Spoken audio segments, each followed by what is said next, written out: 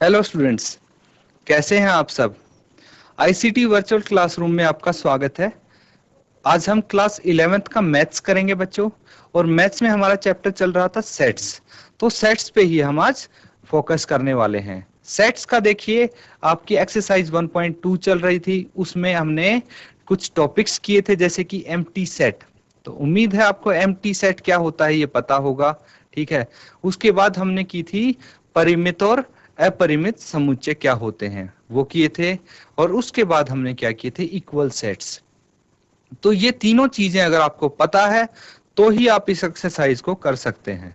तो आपको अपनी कर ली है ये तीनों चीजें। अब इनके बेस पे क्वेश्चंस करेंगे। तो चलिए स्मार्ट बोर्ड पे चलते हैं और क्वेश्चन स्टार्ट करते हैं। तो बच्चों, आपका चैप्टर सेट्स चल रहा है।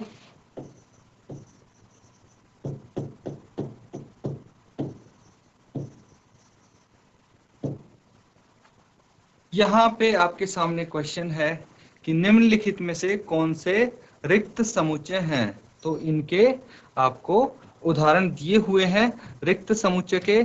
आपको ये बताना है कि इनमें से कौन से रिक्त समुच्चय हैं, कौन से नहीं हैं।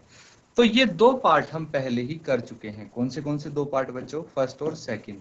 फर्स्ट और सेकंड में हमने क्या किया था कि देखिए, जो पहला सेट है वो क्या है, दो से भाज्य विषम प्राकृत संख्याओं का समुच्चय है, जो कि दो से भाज्य विषम संख्याएं नहीं हो सकती। इसीलिए ये क्या होगा, पहला तो एम्प्टी सेट होगा। क्या होगा, पहला एम्प्टी सेट को हम 5 से रिप्रेजेंट कर सकते हैं, तो ये एम्प्टी सेट होगा। दूसरा वाला क्या बोलता है, सम अभाज्य संख्याओं का समुच्चय। तो देखिए, सम अभाज्य संख्याओं का समुच्चय एक ही होगी जो सम अभाज्य संख्या है, और वो है 2। उसके बाद क्या है, सारी विषम अभाज्य संख्याएं होती हैं। इसीलिए कम से कम 2 तो है, तो ये एम्प्टी सेट तो नहीं है। अब तीसरा वाला देखिए, तीसरा कहता है x is such that x एक प्राकृत संख्या है। तो क्या आपको पता है प्राकृत संख्या कौन सी होती है, नेचुरल नंबर्स बच्चों, जो एक से 1 2 3 4 ऐसे कंटिन्यू होते जाते हैं। तो x एक प्राकृत संख्या है, और दूसरा साथ में ही इसने बोल दिया कि x 5 से तो छोटा होगा। कितना, 5 से छोटा होगा। और साथ में ही बोला कि लेकिन 5 से छोटा होगा, लेकिन 7 से तो बड़ा होना चाहिए। तो ऐसा कैसे संभव हो सकता है कि कोई एक नंबर जो 5 से छोटा हो लेकिन 7 से बड़ा हो। नहीं हो सकता, क्योंकि 5 से छोटा अलग नंबर होगा, 7 से बड़ा अलग नंबर होगा। इसीलिए ऐसा कोई नंबर एग्जिस्ट करता ही नहीं है, ऐसा कोई नंबर होता ही नहीं है। इसीलिए ये भी क्या हो जाएगा, एम्प्टी सेट हो जाएगा आपके लिए। ठीक है। अगला वाला पार्ट देखिए, y सच दैट y किन्हीं भी दो समांतर रेखाओं का उभयनिष्ठ बिंदु है। तो अब सबसे पहले आप ये देखिए कि दो समांतर रेखाएं कौन सी हो सकती हैं। तो समांतर रेखाएं बना के देखिए आप।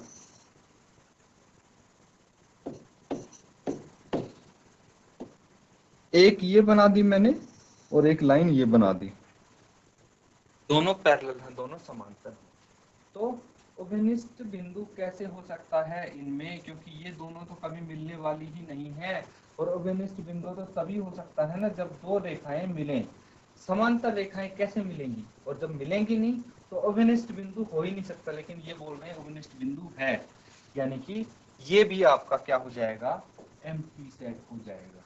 ठीक है, क्या हो जाएगा, एम्प्टी सेट हो जाएगा। तो इस तरह से बच्चों आप पता लगा सकते हैं कि कौन से समुच्चय रिक्त हैं और कौन से नहीं। अगले क्वेश्चन की तरफ बढ़ेंगे हम। नेक्स्ट क्वेश्चन देखिए, नेक्स्ट क्वेश्चन आपके सामने है।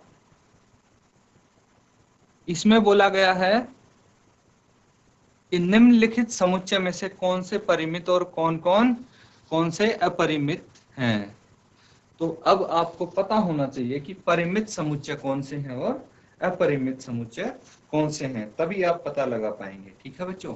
तो परिमित समुच्चय क्या होता है, ये हमने सीखा था। परिमित समुच्चय वो होता है जिसके एलिमेंट, जिस भी सेट के एलिमेंट एक क्या बोलते हैं, डेफिनेट पर्टिकुलर एलिमेंट होते हैं, उनको हम बोलेंगे परिमित समुच्चय। ठीक है। जिस भी एलिमेंट के, जिस भी सेट के एलिमेंट्स क्या हों, निश्चित हों। डेफिनेट हो, कि मतलब जिनको हम गिन सकें, उसी को तो परिमित बोलेंगे, अन्यथा अपरिमित सेट होता है, अपरिमित समुच्चय कहलाता है। मतलब जिसके एलिमेंट्स को हम ना गिन सकें, अनगिनत एलिमेंट्स हों, उसी को हम अपरिमित समुच्चय कहलाएंगे। अब इसी के अकॉर्डिंग जो आपके सामने मैंने डेफिनेशन प्रस्तुत की है, इसी के अकॉर्डिंग आप क्वेश्चन को सॉल्व करेंगे। तो पहला पार्ट देखिए, यहाँ पे पहला पार्ट क्या कहता है? पहला पार्ट है कि वर्ष के महीनों का समुच्चय। वर्ष के महीनों का समुच्चय क्या हो सकता है बच्चों? वर्ष के महीनों का समुच्चय। तो कितने महीने होते हैं एक साल में, ये आप देखिए। एक साल में आपके पास जनवरी, फरवरी, मार्च, अप्रैल, मई, जून, 12 महीने होते हैं बस। तो गिन सकते हैं आप, बिल्कुल गिन सकते हैं। जैन, फेब, इससे लेके आपके कहां तक होंगे बच्चों?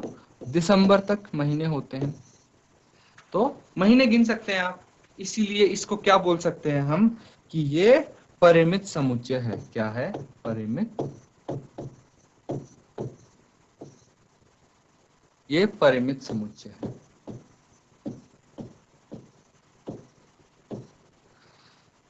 अब अगला वाला देखिए आप, सेकंड में बोल रहे हैं कि 1, 2, 3, यानी ये कौन सी संख्याएं हैं? ये प्राकृत संख्या दिखती है मुझे।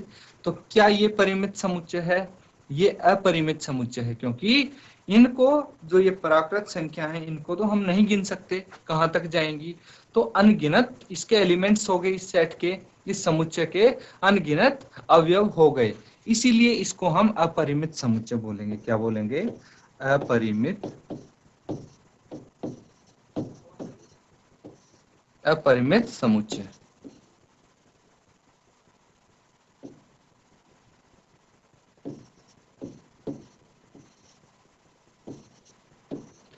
तो अभी इसकी बात हो रही थी सेकंड पार्ट की, 1, 2, 3 डॉट डॉट डॉट। इसका मतलब है कि इसमें बहुत सारे सेट हैं, बहुत सारे एलिमेंट्स हैं जो हम गिन नहीं सकते। अब थर्ड की बारी आती है बच्चों।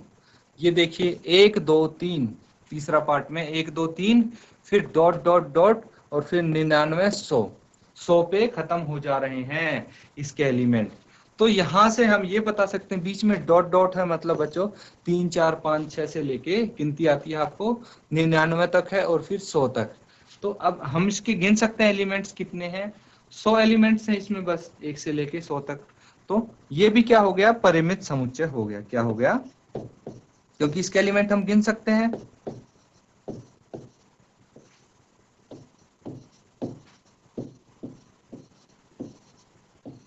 ये भी परिमित समुच्चय हो गया।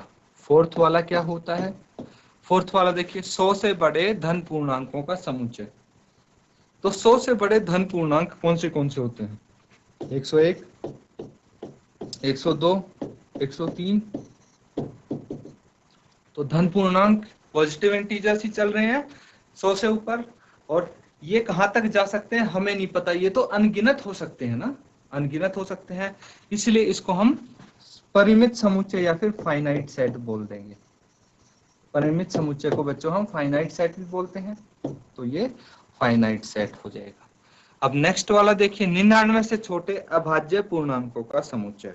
तो 99 से छोटे अभाज्य पूर्णांकों का समुच्चय, वो तो हम गिन सकते हैं कि 99 से छोटे कितने अभाज्य पूर्णांक हैं। तो इसीलिए ये क्या होगा? ये हमारा फाइनाइट सेट आ जाएगा।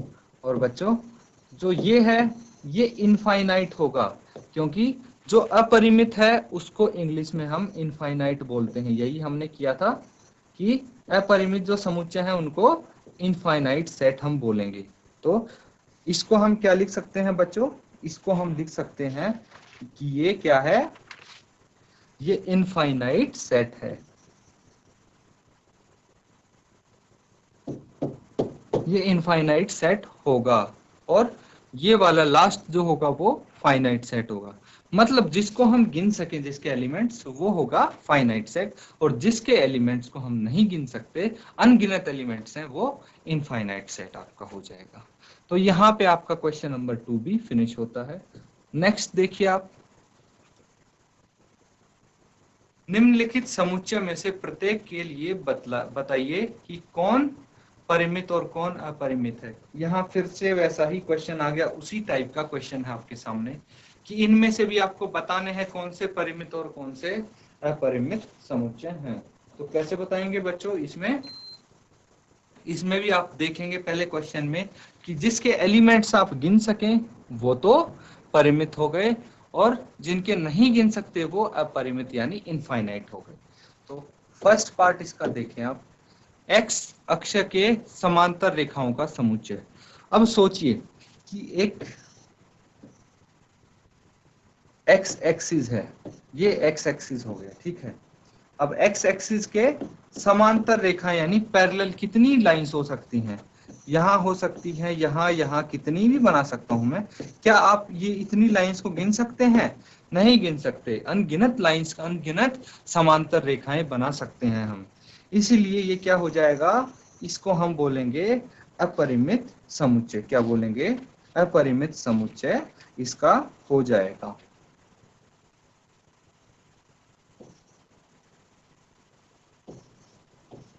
अपरिमित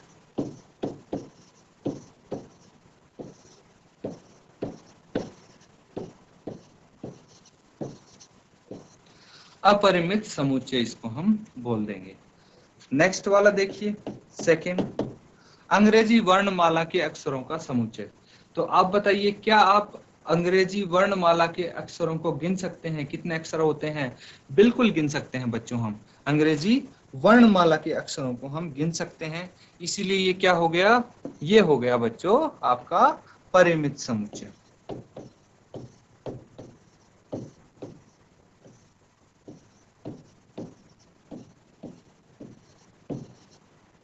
ये हो गया परिमित समुच्चय। अब नेक्स्ट देखिए आप, तीसरा वाला कहता है उन संख्याओं का समुच्चय जो 5 के गुणज हैं। तो बताइए 5 के गुणज कौन से हो सकते हैं? 5 के गुणज तो बहुत सारे हो सकते हैं बच्चों, जैसे 5, 10, 15, 20, और ये कहाँ तक चलता जाएगा, ये अनगिनत नंबर्स तक चलता जाएगा। इसीलिए इसको हम क्या बोल सकते हैं? इसीलिए इसको हम बोल सकते हैं अपरिमित समुच्चय। अपरिमित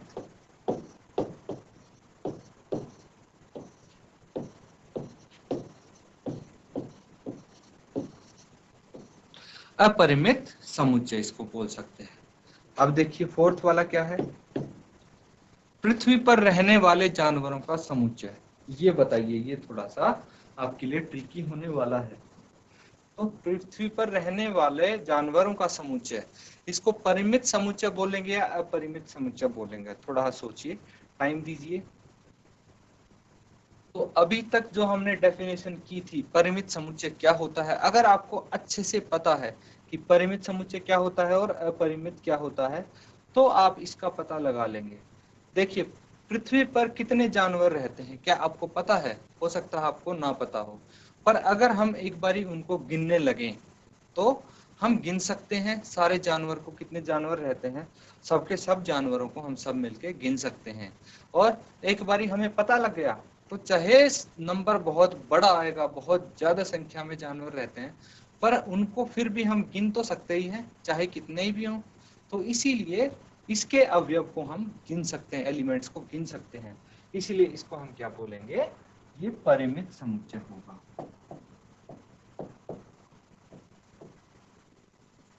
परिमित समुच्चय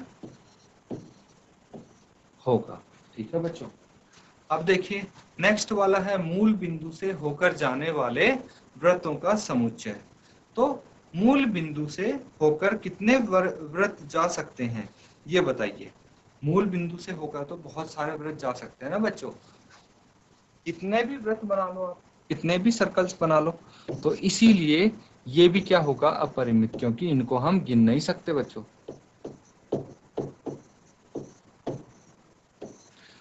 मूल बिंदु से होकर जाने वाले वृत्तों को हम नहीं गिन सकते, इसीलिए ये अपरिमित समुच्चय कहलाएगा,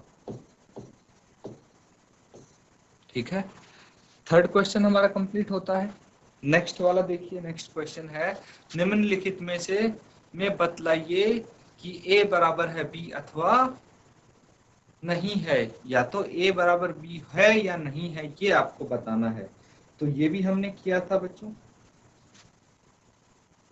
तो क्या होता है अगर दो सेट सेम होते हैं, दो इक्वल सेट्स कौन से होते हैं?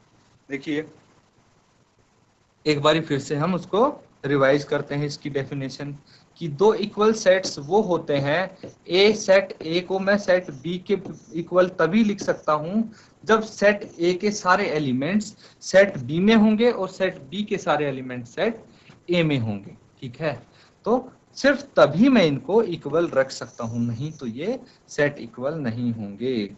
अब देखिए फर्स्ट में देखिए आप कि सेट ए में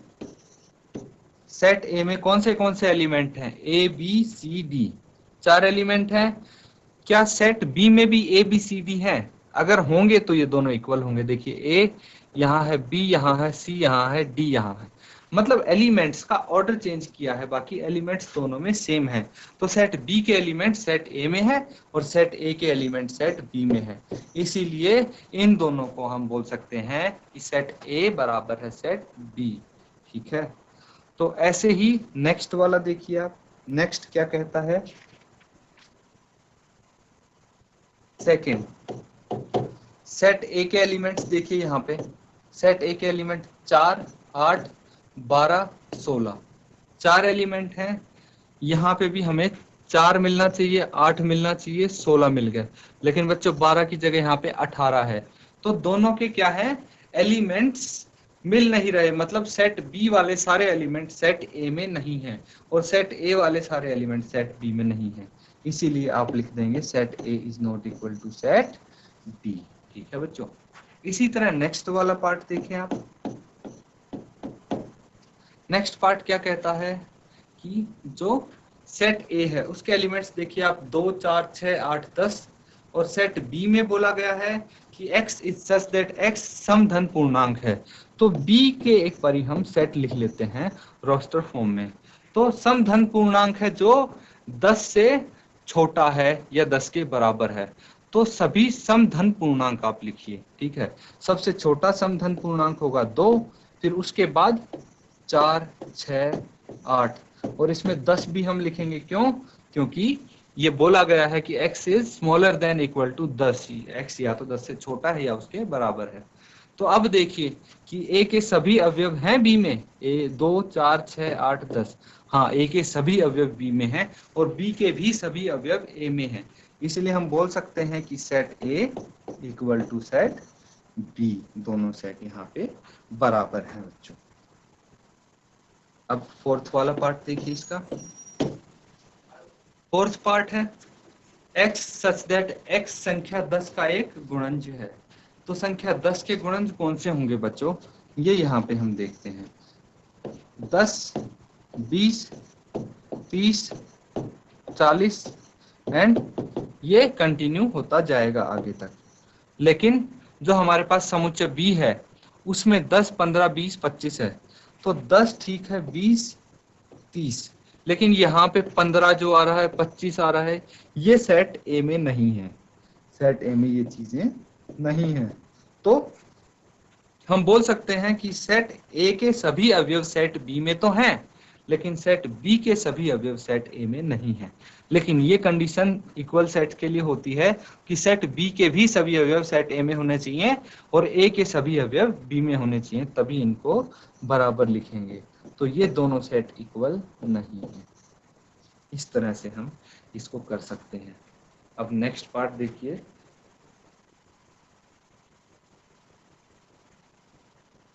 नेक्स्ट पार्ट है क्या निम्नलिखित समुच्चय युग्म समान है? कारण सहित बताइए। तो इसमें आपको समुच्चय युग्म दिए गए हैं और उनमें आपको बताना है कि ये समान है या नहीं है। तो पहला वाला पार्ट यहाँ पे करके देखते हैं। समुच्चय ए आपको दिख रहा है, उसके एलिमेंट्स हैं 2 और 3। अगर समुच्चय बी के एलिमेंट भी 2 और 3 होंगे तो ये दोनों समान होंगे, नहीं तो नहीं होंगे। तो समुच्चय बी में समीकरण हमें दिया हुआ है और उसको हमें सॉल्व करना है, हल करना है। समीकरण को हल करके हम बता सकते हैं। तो चलिए समीकरण को हल करते हैं। X square plus 5x plus 6 equal to 0 हम इसको लिख सकते हैं। अब इसको क्या करेंगे, जो बीच वाली टर्म है इसको स्प्लिट कर देंगे हम, कि मल्टीप्लाई करके उन नंबर्स को आना चाहिए 6, ठीक है, और ऐड करके आना चाहिए 5। तो ऐसे दो नंबर्स आप बताएं। इसको अगर हम लिख देंगे कि 2x प्लस 3x, तो 2x प्लस 3x 5 आ गया, मतलब जोड़ के 5 आ गया, और 2 को 3 से मल्टीप्लाई करेंगे तो 6 आ गया, मतलब गुणा करके भी 6 आ जाता है। तो ये हमारा सही स्प्लिट हुआ है। इसके बाद कॉमन ले लेंगे x को, तो यहाँ पे आ जाएगा x प्लस 2। फिर 3 कॉमन लेंगे तो x प्लस 2 यहाँ पे भी आ जाएगा। और इसके बाद हम क्या करेंगे बच्चों, x प्लस 2 दोनों से कॉमन ले लेंगे, x प्लस 2 दोनों से कॉमन ले लिया, क्या बच गया, यहाँ पे तो सिर्फ x बचा और यहाँ पे 3, x plus 3 is equal to 0। अब क्या x की वैल्यू आई है हमारे पास, x प्लस 2 है 0 के बराबर, तो x हो गया -2। इसी तरह x प्लस 3 इक्वल टू 0 और x हो गया -3। तो यहाँ पे जो सेट B है उसके अवयव हमारे पास आ गए हैं -2 और -3। तो देखिए नंबर्स तो सेम है, लेकिन सेट बी में ऋणात्मक इंटीजर्स हैं। लेकिन हमारी डेफिनेशन क्या कहती है कि दोनों में सेट ए के अवयव सेट बी में होने चाहिए, सेट बी के सभी अवयव सेट ए में होने चाहिए, लेकिन ऐसा यहाँ पे नहीं है। इसीलिए आप बोल सकते हैं कि set A is not equal to set B. Set A set B के बराबर नहीं है। क्यों नहीं है? क्योंकि सेट बी के सभी अवयव सेट ए में नहीं है और सेट ए के सभी अवयव बी में नहीं है। नेक्स्ट पार्ट देखिए, इसमें बोला गया है कि x सच दैट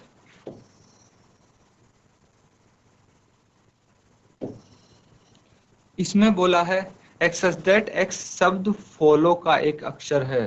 तो समुच्चय A हम यहाँ पे लिखते हैं, शब्द फॉलो के कौन से एलिमेंट्स होंगे, एक F O L एक बार लिखेंगे, रिपीट नहीं करेंगे हम, फिर O भी एक बार ही लिखेंगे, तो लास्ट में हमारा W आ गया।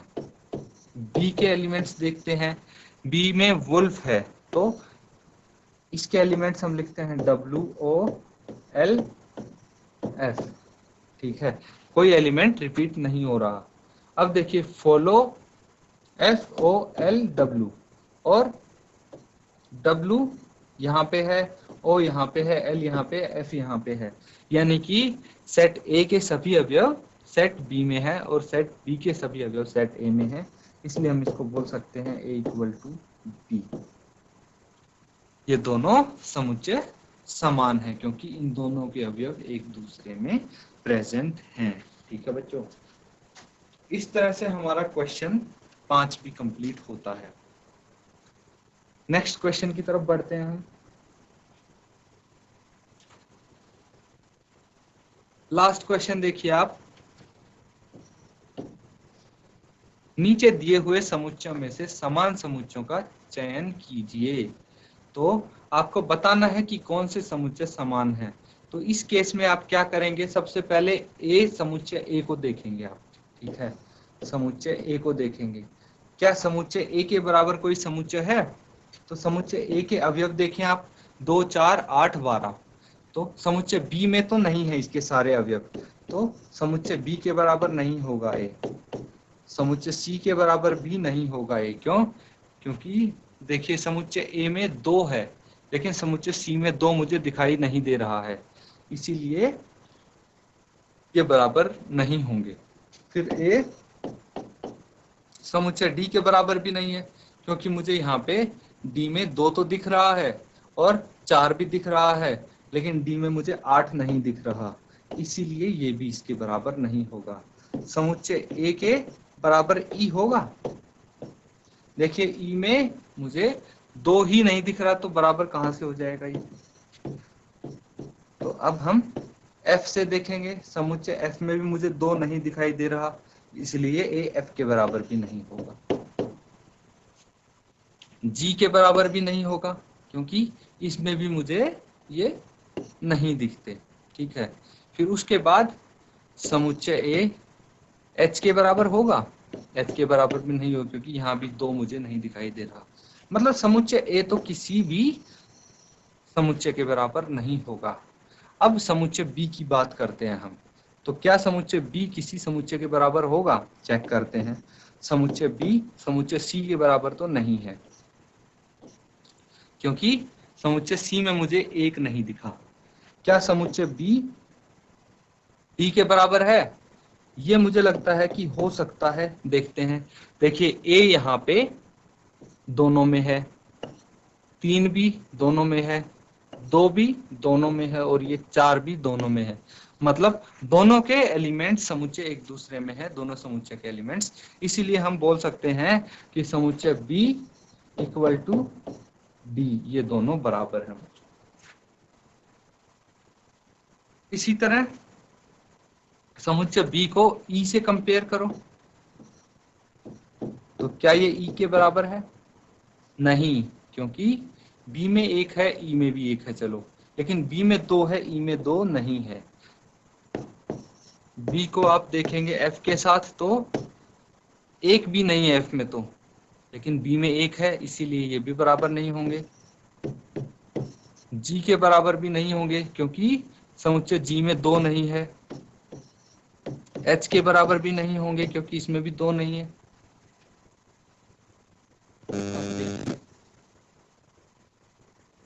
समुच्चय C की बारी आती है, तो समुच्चय C को हम D के बराबर रख सकते हैं? नहीं रख सकते क्योंकि समुच्चय C में 8 है जो D में नहीं है।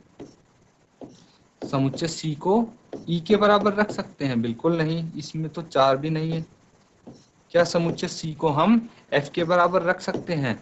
बिल्कुल नहीं, क्योंकि इसमें भी 2 नहीं है, 4 नहीं है। तो समुच्चय C में 4 है पहला ही, लेकिन F में नहीं है। समुच्चय C को हम कंपेयर करेंगे समुच्चय G से, तो G में भी आप देखेंगे कि 4 नहीं है। फिर H से कंपेयर करेंगे समुच्चय C को, तो H से जब कंपेयर करेंगे तो भी देखेंगे कि इसमें 4 नहीं है। तो इस तरह से समुच्चय C भी किसी के बराबर नहीं है यहाँ पे। ठीक है, इसी तरह बच्चों आप समुच्चय D को कंपेयर करेंगे, E को, F को, G को, ठीक है, सबको आपस में कंपेयर करेंगे, सबकी तुलना करेंगे और देखेंगे कि कौन से समुच्चय बराबर दिख रहे हैं। C के बाद समुच्चय D देखिए, D में मुझे 1 2 3 4 तक दिख रहे हैं, लेकिन D के बराबर E नहीं है क्योंकि इसमें मुझे 2 नहीं दिखता। D के बराबर F भी नहीं है, G और H। तो यहाँ पे देखेंगे हम D के बराबर ना ही तो F है और ना ही G है और ना ही H है। ठीक है, हमें बच्चों सभी समुच्चय चेक करने पड़ेंगे, तभी हमें पता लगा कौन से समान है, कौन से बराबर हैं और कौन से नहीं है। इसके बाद देखिए समुच्चय E से हम कंपेयर करते हैं, E से चेक करते हैं, तो E के बराबर F है? नहीं है, E के बराबर F भी नहीं है। और E के बराबर G है, तो देखेंगे कि E में -1 है, G में भी -1 है, E में 1 है तो G में भी 1 है, मतलब E और G दोनों बराबर हो जाते हैं।